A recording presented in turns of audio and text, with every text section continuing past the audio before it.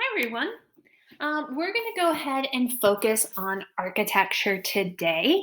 And so let's go ahead and get this all set up. We are going to be doing 114, and then we're going to do a section of 127.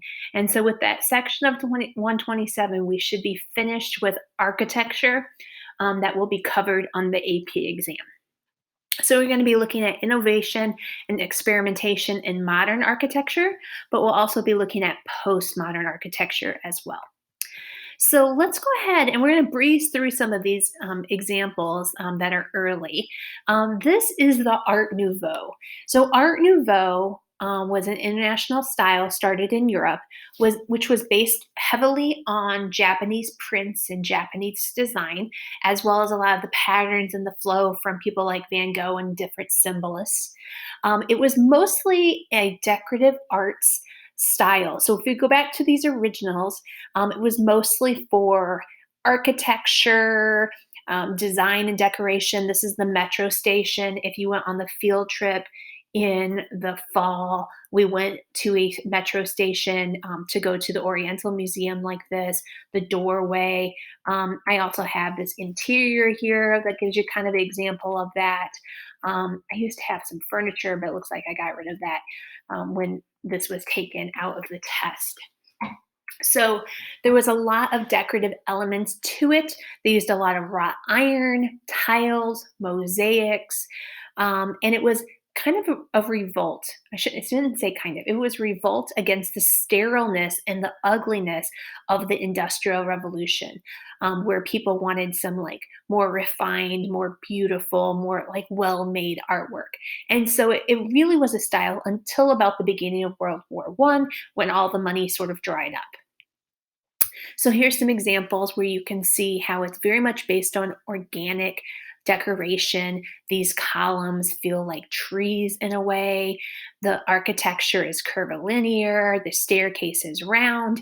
There's all these curved elements to it. Probably the best known architect is Gaudi, and he had a lot of buildings in Barcelona, Spain. And so this is Park Gruel, where he used a lot of mosaics and this kind of serpentine benches. So these are benches at a park. This is Casa Mila. So this is a condo complex in Barcelona. He had this open atrium in the interior of the building, and you can walk up and down the undulating staircase on the roof. The ventilation is kind of capped with like these helmet-like characteristics. Here's another building by him. Notice how the windows are almost like cave-like. They're very organic. He uses a lot of stained glass, a lot of wrought iron decoration. The entire surface of this building, and I'm trying to remember what it's called, and of course I don't have it here. This one is covered in mosaic tiles that are in blues and greens and so on. Probably one of his most famous pieces is Sagrada Familia. So, this is the cathedral in Barcelona. When I was there 20 some years ago, it was basically a skeleton. And since then, it has gotten a roof and a nave added to it. And so, it's quite interesting. It basically has a front and a back that are in two distinct styles. One side of it looks like a Italian grotto, like a cave, and the other side looks like an Art Deco styled entrance. And so very distinct. And you can go, if you want to look inside of it, you can go to Smart History and look at the interior of it. They have a video that's pretty cool if you're interested in it. I can't spend a lot of time on this. Can't spend a lot of time on it, but you can see some of the elements of it from the interior. Since 1882, it's going to be unlike anything you've ever seen in your life. Right? So you definitely have to check that out the next time you go to Barcelona. If this is a little bit of review, what element of Carson Pirie Scott is Art Nouveau? Remember, it's the entranceway. So all that wrought iron is done in this Art Nouveau style. So here's an example of some more hystereism. Even skyscrapers in the United States were not always done in a modern sort of style. And so here's an example of hystereism. Can you tell what style this is modeled after? It's very Gothic like, correct. I'm sure that's what you thought. Another popular style at the turn of the century is Art Deco, and a good example of that would be the Chrysler Building in New York City. It's very curvilinear, but it's also got a sense of geometry to it. So it's a more simplified, sort of refined version of the Art Nouveau. And so this style comes a little bit after. It's a little bit more sleek, it's a little bit more clean, it's a little bit more geometric. So let's go ahead and look at modern architecture. Um, Modern architecture is very much based on using modern materials, an elimination of decoration. It's very clean, it's very functional. If you remember, we've already looked at early modern architecture with the Carson Peary Scott building and Falling Waters by Frank Lloyd Wright. So you already know something about this. Remember that in early modern architecture, things are very clean, very functional. And remember that architects view their job very differently. They're trying to transform modern society through different experiences, through the elements that they incorporate into their buildings. So this is a apartment complex in, I believe, Belgium. Oops, sorry. Just like in class where I skipped through. Oh, it's actually in Vienna. So it's kind of boring, right? It's kind of clean. It's very symmetrical, but it's very, very bland in the exterior. So this was very clean, considered to be very clean and very modern in its own day. So that leads us to Villa Savoie by Le Corbusier, who was probably one of the most important architects of the early modern time period. So that your image in your slides looks a lot like this, or your flashcards, I should say. So he studied classical architecture. And when you look at this villa, what elements of it are based on classicism?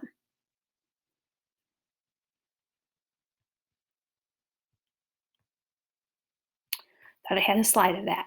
You might notice that it is symmetrical. So it has a sense of symmetry to it. It's got a lot of balance to it if you divide it in the middle. It also, instead of having columns, it has these posts that go into the ground. So they, in fact, kind of act as if they were columns. And so it has a sense of balance and a sense of harmony. So let's look at those early modern characteristics. Very clean, very pristine, very minimal in color. Everything is white, right? It's very, very sleek. It has large windows to kind of let you enjoy the exterior as well as the interior space. So, can you see how Savoy House was inspired by Sullivan? What are the similarities? If there was going to be a comparison, because one of your essay questions is on continuity and change. And so here you could see how the architecture has changed from early modern into this is just a little bit later of early modern, but still very clean, white, very geometric based on the grid format. So Um, Carson Peary Scott was based on form follows function, and Le Corbusier continues with this.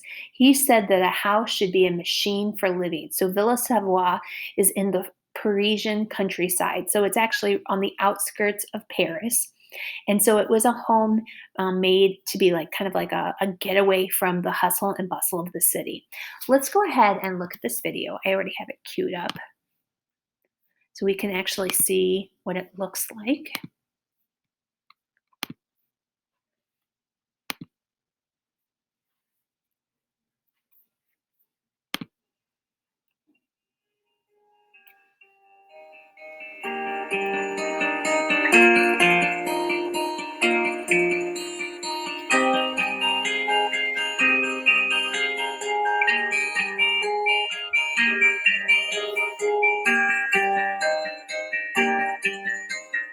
So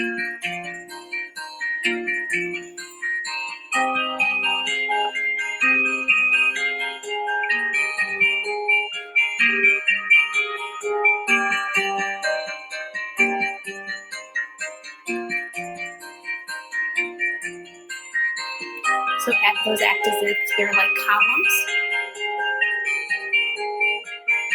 So the house is raised off of the ground. It allows for the garage to be underneath the house.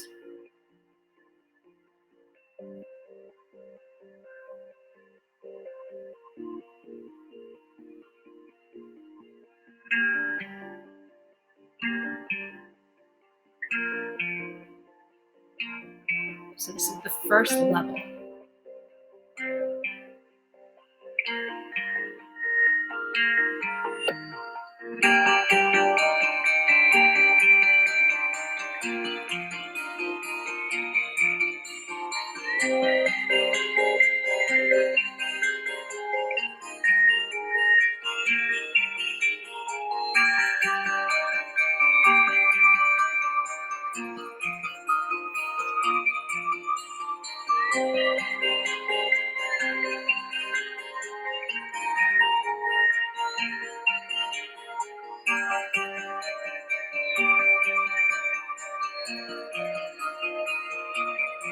It also allows for some beautiful views.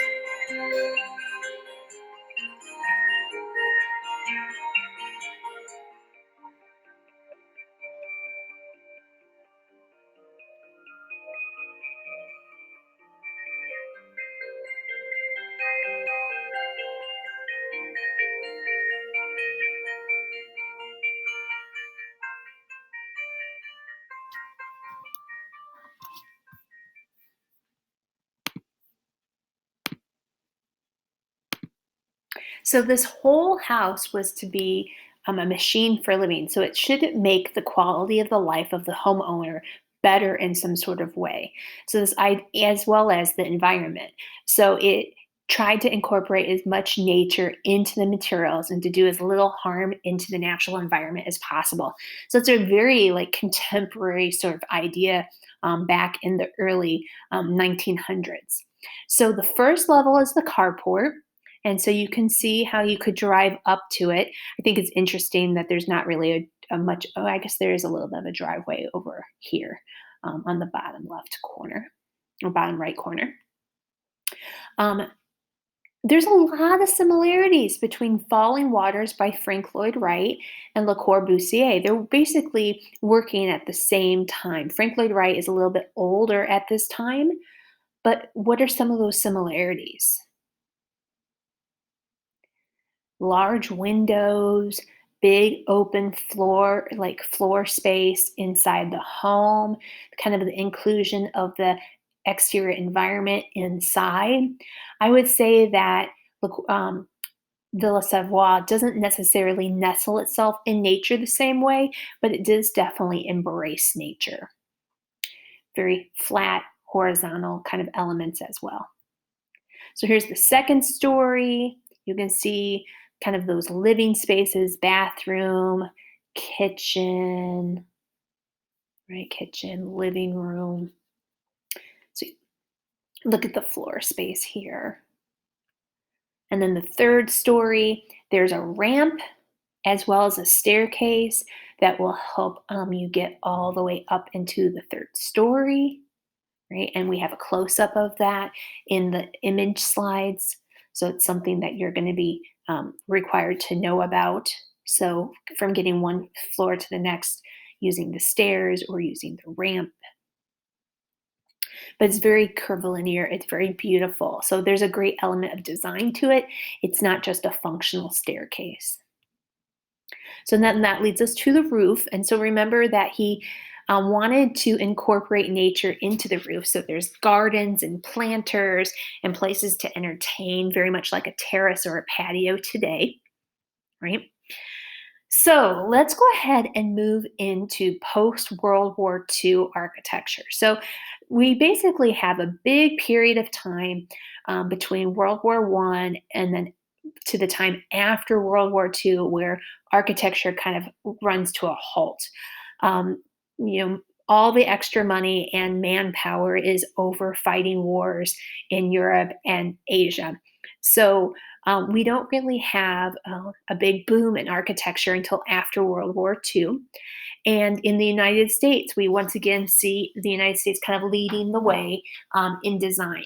And one major reason for that is a lot of the artists and architects of Europe would flee to the United States. So we're moving into what we call high modern skyscraper time, right?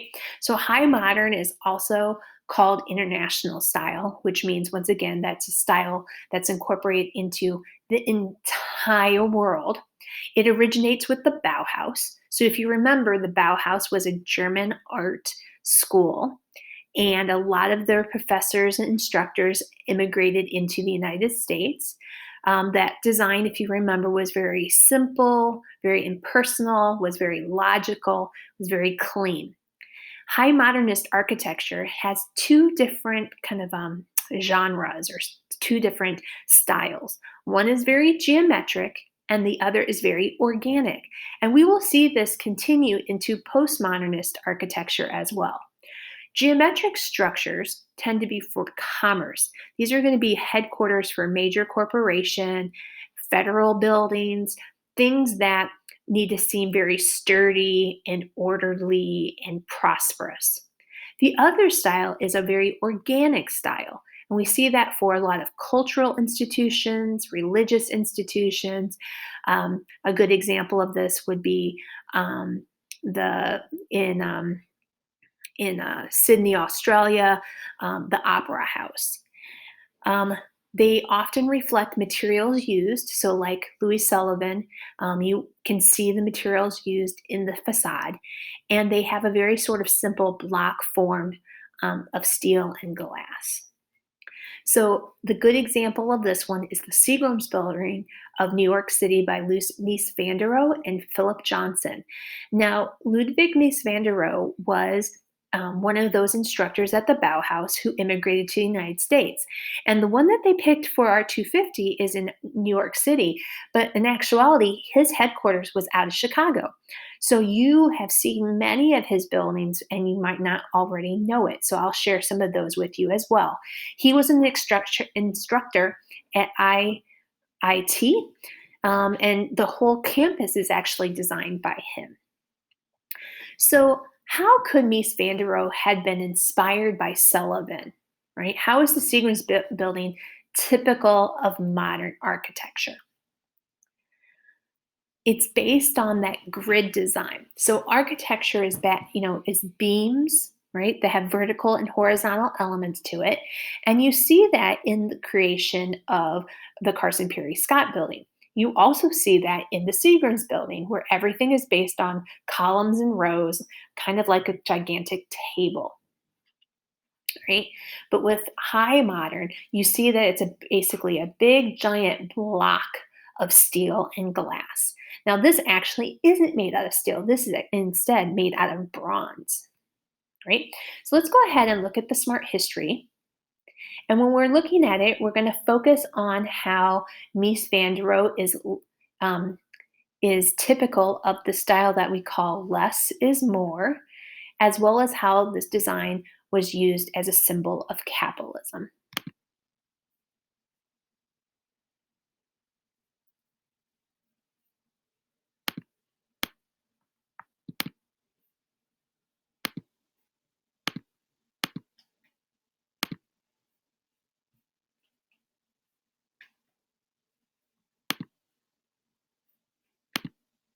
Smaller scale, the Romans were.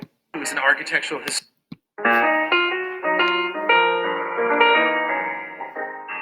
Matthew Postal, who's an architectural historian. We're on Park Avenue at 53rd Street, and we're standing in front of one of the most important buildings in the history of architecture in the United States, Ludwig Mies van der Rohe's the Seagram Building. It's built between 56 and 58. So can you give me a quick overview of why this is so important? Well, it's important on a lot of levels. Mies had been designing buildings of this kind since the 1920s, but he never had a chance to build an office building. So it's the first opportunity to see his ideas. There was a lot that intervened Mies was developing his ideas first in paper in the late teens, right? And then in the 20s, as you said. And then you have the revolution in Germany, you have the war, the end of the Depression. He moves to the United States. He designs the campus of the Armour Institute.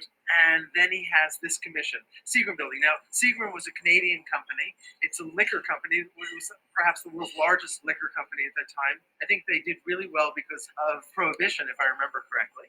Well, because they're based in Canada. Because they're based in Canada, and all that liquor could be smuggled down to Chicago across the Great Lakes, and they want to have their headquarters in New York. So how did this come to be? The background of the Seagram Building is that they decided to build a headquarters in the mid-50s. They looked across the street. They were impressed by all the notoriety that Lever House had garnered. Which was that first real modern icon to show up on Park Avenue. First curtain wall building in Manhattan. Okay. Charles Luckman, who had been one of the chief executive officers at Lever, had been trained as an architect and had left Lever to open his own firm. Okay, and so did Bronfman, who ran Seagram, turn to Luckman? And He hires Luckman, and Luckman gets way past the preliminary drawings. There's a large model. The model is sitting in his office when his daughter comes to visit, Phyllis Lambert. What does she have to do with Well, this? she was studying at Harvard in the graduate school of architecture and design. She said, "Dad, that's the most awful thing I've ever seen." No, I hope Luckman's not listening. And so what does she do? Well, she says, "Dad, we're going to go over to the Museum of Modern Art, and you're going to speak to Arthur Drexler, the chief curator of architecture." Now, MoMA is only a few blocks down the street on 53rd as well, so this was not a long stroll. And what did Drexler tell Bronfman? And Drexler said there were three choices. There was Le Corbusier, The French architect. right, too difficult to work with, he said. Okay. There was Frank Lloyd Wright, The obvious choice, the American. but too old. Ah. He was almost 90 years old. And he suggested that they go with Ludwig Mies van der Rohe. And that's what they did. What has Mies done here? Well, he's built a relatively simple form, a bronze-clad slab of a tower. Okay, hold on a second.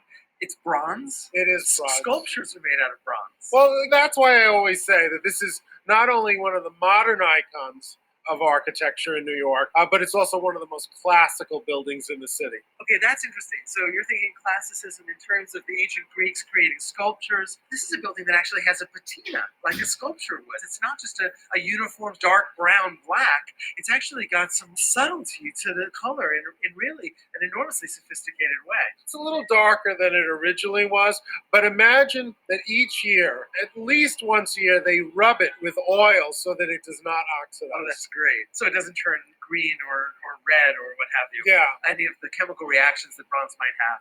But Mies really loved Greek architecture over all other things. And so he designed a building that is very symmetrical. It's a very disciplined aesthetic. And if you look at the various pillars that run across the front, they look vaguely like fluted columns. Okay, so that's really interesting because they do have these vertical striations. And so it is a kind of fluting. And in fact, the whole building is up on this platform. It's almost like a Greek stylobite, as if we were looking at the Parthenon. Absolutely. There's a sense of proportion here that feels very classical. And it's incredible to be able to say that despite the building's height, because this is a big building. And the Greeks were working on a much smaller scale. The Romans were working on a slightly larger scale, but nothing like this. And yet, Well, that's the challenge. How do you distill the lessons of the ancients in a building that's made of metal and glass? well, and is that even an absurd project to try to take an industrial culture and an industrial material and wed it somehow to buildings that are 2,500 years old? Mies would say no. Why is that legitimate? Because I think that the modern movement in architecture was always looking for some discipline. It was always looking to balance old and new, and this was one of the solutions that he found. So let's take a look at the building. It's very clean. When you look up at it from below, it just soars. The term that comes to mind is a vertical velocity. Like It an just- ascent. We just rocket upward visually. How's he pulling that off? Well, look carefully at the vertical mullions that are between the window bays. And they basically rise without interruption from the base of the tower to the top. I'm looking at those now, and they're not simple mullions. Look like I-beams. They're verters. Right. What's going on? They serve no purpose other than decoration. And decoratively, they make the surface so that it's not flat. They give it some texture. A little depth. They give it a little depth, and it gives it a bit of a play of light. as well, and shadow. Yeah, and I think when the building was constructed, they talk about industrial materials and honesty and those kind of issues. But as time has passed, they recognize that it wasn't beyond Mies to experiment with a little bit of decoration. Okay, so it's decorative, but it's a kind of decorative symbolism, isn't it? Because the I-beam is the thing that's actually holding the building up. But these are depurposed. Well, not these I-beams. Right, not these That's I-beams. right. But they're reflecting what's inside the building, the actual interior structure. Yeah, on a smaller scale. And I assume that inside they're actually steel, they're not bronze. Right, and you would never want to see them. They would be kind of unattractive. Okay, so Mies has got these I-beams, and they really do raise us upward, and they do function then in a decorative sense. And of course, we were talking about the classical a moment ago, and the Parthenon, for instance, was heavily decorated. So there's no prohibition there, but it does seem to be a little bit anathema to the way that we generally think of Mies van der Rohe, or we think of the modern movement as really wanting to strip away the unnecessary and the decorative, and yet he's allowing for it. I think it's a stereotype about modernism to think that it's without any decoration. Because there is actually gorgeous use of not only the bronze exterior, but the mosaics, marble, granite, and you've got these beautiful reflecting pools in front of the building. You know, based on a kind of square foot budget, this is one of the most expensive buildings of its time. Because it's not using its entire... It's not using the entire lot, but no, because of the materials. Bronze costs a great deal more than aluminum. It's a fortune. It's mostly copper. Look at the travertine that the elevator banks are wrapped in. You know what I find really interesting? When you look at those elevator banks, and there are 4 of them, they actually move past the glass membrane that encloses the lobby. The glass is like a soap bubble, and they've pushed through it. I think they give the building real solidity. So that's what visually holds it up. Yeah, and also it makes reference back to the ancient Romans, How because so? that's Roman travertine. Oh, it's travertine, of course, right. So again, Mies is constantly referencing antiquity. You had mentioned just a moment ago this forecourt. The building is really not using much of its footprint. The building is really deeply set back on Park Avenue. About as far back as it could, although it has a couple of smaller additions in the back. When Mies was asked why did he set the building back so far, he said that he wanted to pay respect to the racket and tennis club directly across the street, that he did not want to overwhelm that great Italian palazzo by McKinmead and White. And it's actually one of the great buildings in New York. This is quite an intersection. You have Lever House, Tennis and Racket, and you've got Seagram. That's a hell of a triumvirate. I think he wanted to create a corridor for his building to be viewed. I think by coming up those steps at the end of the plaza and looking up at the building, it provides an architectural experience that people don't often have in New York. But there's something else here. Maybe it's a classical element as well. It feels like this is a public space, a place where people gather. And in fact, as we're here, there are people who walk and stop and talk. There were people sitting by the reflecting pools, and it becomes a kind of a social space. Is that something that Mies was interested in? You know, I think if you look at it critically, he kept the seating at the edge to a minimum. There never appears to have been any intent to encourage people to stay here. So that's an interesting issue. One of the faults that is found with modernism is its antiseptic quality, is its coldness, is its lack of humanity and human scale. Do you think that Mies has created something that allows us to occupy it comfortably, or is this something that is alienating in some way? I think it depends where you come from.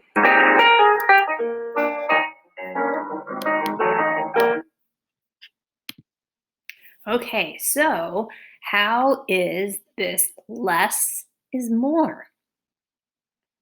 Right? It's kind of interesting sort of question. Remember that when it's less, it doesn't have a lot of elements to it. It's very simple. So we have this raised block, right, of, in this case, bronze and glass. And so it's very simple in its design, but it's still very complex. It's enormous. It's got a lot of decorative sort of elements to it. And so this sort of very simple style is our geometric style. And this style was used for a lot of commercial buildings. So remember that this would be a style that would represent capitalism. It shows wealth, it shows prosperity in its scale, in the kind of materials that it's going to be used. So it functions as office space, but it also functions as displaying the wealth of the building owners, who happen to be a liquor company, the Seagram's Corporation. So keeping in thought with how it's modern, right? It's got a block sort of style to it. It's very simple, very geometric. When you look at it from a distance, it really feels like it is just kind of this continuous glass sort of surface that's highly reflective. So it shows the materials in which it was made. Here you can see those I beams kind of used as decorative elements, but it also nods to the idea that those I beams are on the inside of it as well. And those are the structures of the building that allows for that great height, that great display of wealth and prosperity. Right? Here's what it looks like at nighttime.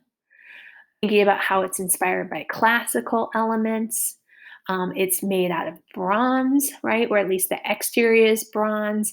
It's got the travertine elevators like the Colosseum. If you remember, a lot of Roman architecture was made and clad in travertine. It's got columns to it. So just like Savoy House, it's got these column-like structures at the very base. You can see it's kind of raised there. It has an open courtyard in the front. So there's a lot of elements that are based on that classicism. You might even talk about the symmetry being an element of classicism as well. So, like I said, Mies van der Rohe also worked out of Chicago. And so, a good example of that is like Federal Plaza in Chicago. I know I've been inside this building to get things like passports for my family. You see the Calder sculpture on the exterior, or the twin. These are not the Twin Towers of New York, but these are the apartment complexes right on the Lake Michigan in the city. You see them from this different vantage point. So these are all Mies van der Rohe, right? And then a later building, not designed by Mies van der Rohe, but in Chicago, our Sears Tower or Willis Tower by the architectural firm SOM or Skidmore Orwell and Merrill. And so they use that kind of block structure, but instead they use 7 blocks to create at one time the largest skyscraper in the world. It's no longer probably even in the top 10. So, thinking about how the representative of high modernism, Seagram's building is that geometric. Um, Frank Lloyd Wright's Guggenheim Museum is that organic architecture, right? So, let's go ahead and look at some other works. This is also a Le Corbusier. This is a church that he created. It's Notre Dame de Haut. I pronounced that improperly because my French is horrible. And you can see how organic architecture was much more prevalent in religious institutions. So this was up on a hill, kind of looked like a giant ship or a mushroom from the exterior. And then on the inside, it was very quiet and very solemn. It had these large openings that become really small, kind of like Mondrian like stained glass windows, but very kind of odd sort of structure. So you can see how it's very different than his Villa Savoye. This is at JFK International Airport in New York City. So you can see how that organic architecture is used for the idea of like flight. This is Safed.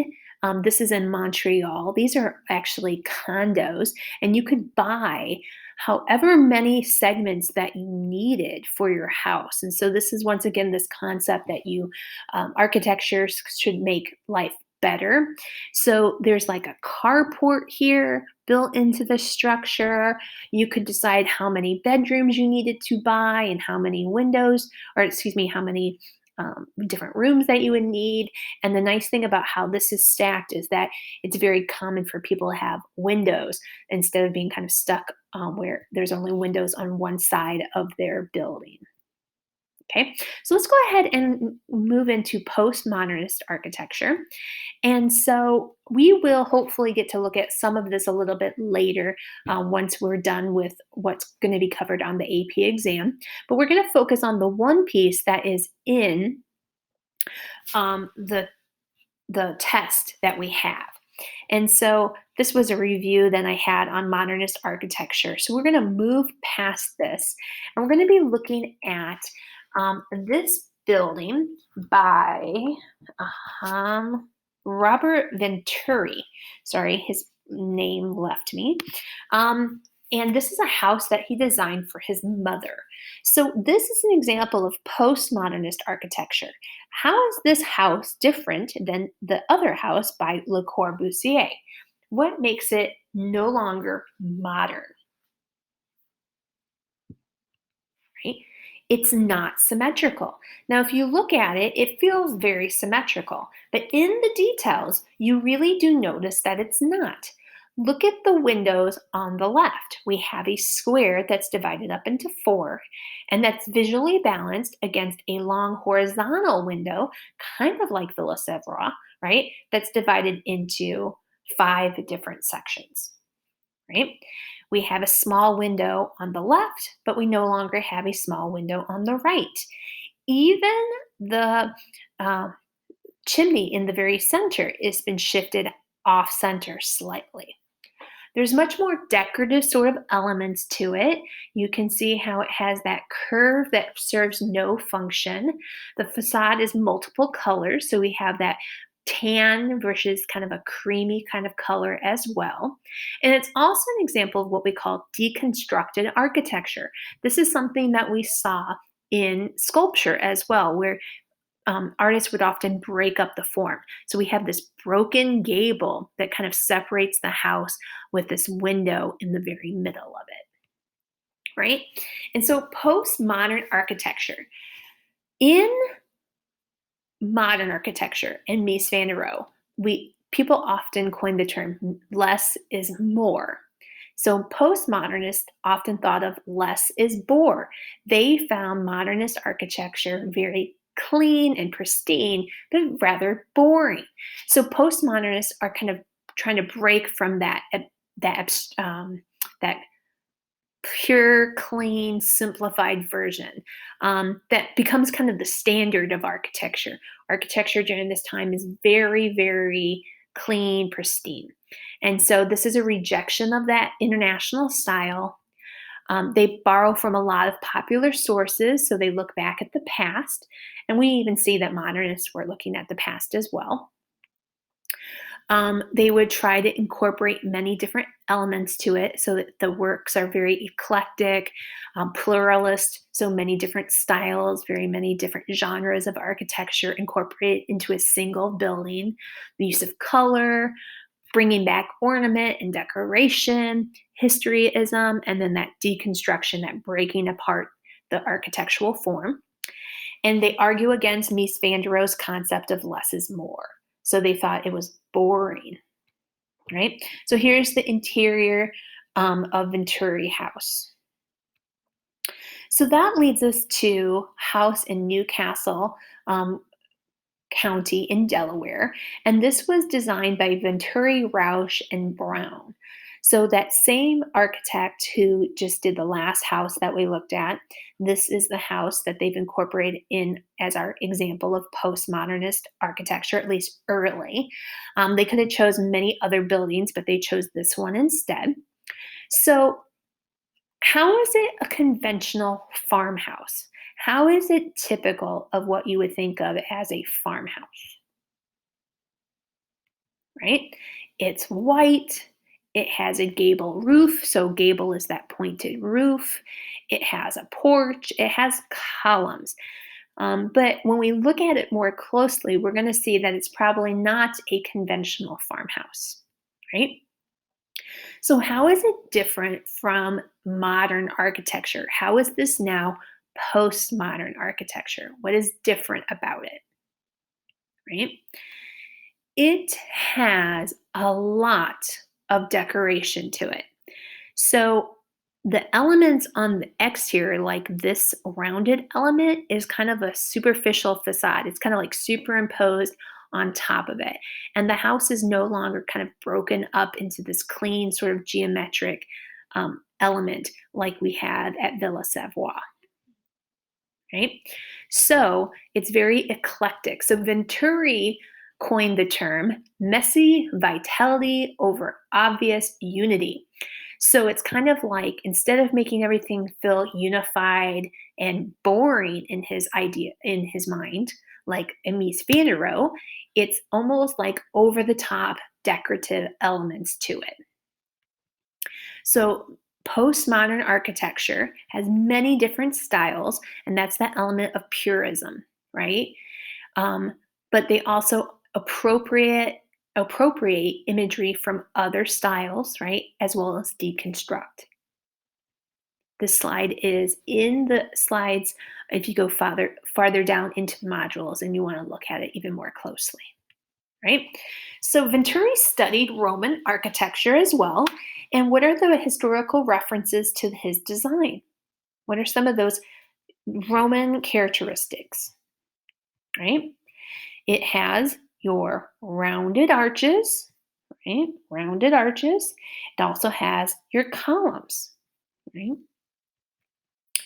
It also feels very mannerist. So if you remember, mannerist kind of feels artificial.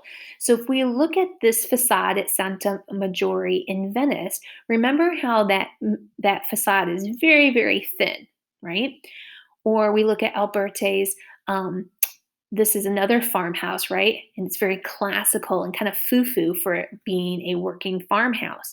So here we have this fake, right, window area, right, the kind of superimposed. And that was there for privacy so that the family, even though this was a farmhouse, would have a little extra privacy that allowed them to be able to bird watch and to look at the exterior of their land, right? But kind of has this kind of like unnecessary element in the facade, right? And so the front and the back have kind of this shell, right? They have elements of them that are kind of superimposed in front of it. So even this one at the very bottom, which kind of looks like a porch, is kind of like superimposed into the front, and it kind of camouflages the windows. So remember, the homeowners wanted privacy, but they also wanted to be able to bird watch.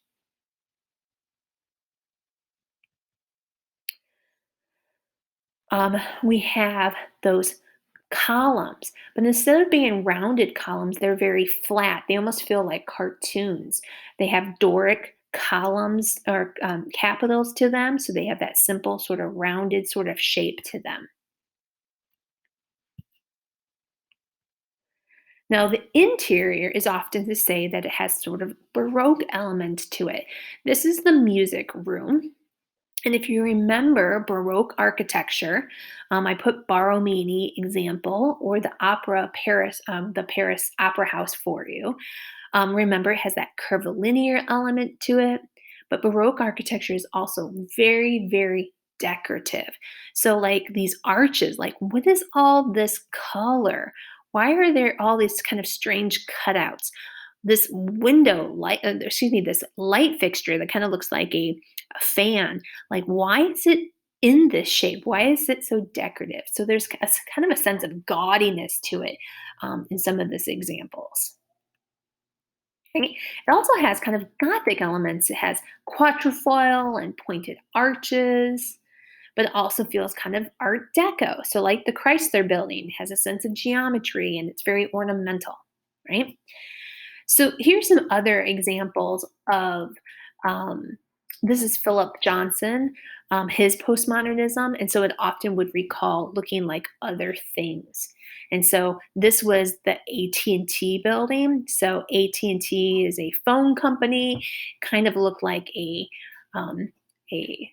phone, right, or a what am I payphone? I can't. Those are so like not common anymore. But it also looks like a piece of furniture. So here you could say the slot that lets in the coin. Right. I'm going to just end with looking at this Google search, but I wanted to show you other examples of postmodernist architecture. So, like the Opera House in Sydney, a lot of Frank Gehry's architecture. We have him at the Pritzker Pavilion in Millennium Park. You can see how a lot of these buildings echo other art styles. So they feel right? Classical, but modern at the same time. They're based on curvilinear elements, right? They kind of have this active sort of quality to them. Okay, so that is the end of our architecture discussion.